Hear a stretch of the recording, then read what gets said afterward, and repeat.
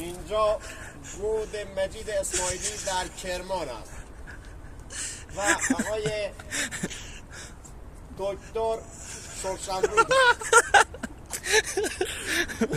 در مورد استرند اینو توضیح بده جریانشون چی بود؟ استران اولا که باید استران دهنش دقیق با چیز یکی باشه.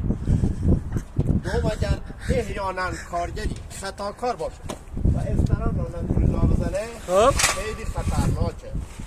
استران کار همه کس نیست. آقای محمدی مثل پشه اینا جا زد و بازش کرد و 5 تا 30 متری آماده کردم. 35 آقای محمدی تنهایی هم بله بله. آقای اسماعیلی من تنهایی 5 تا رو آماده کردم. 30 متری.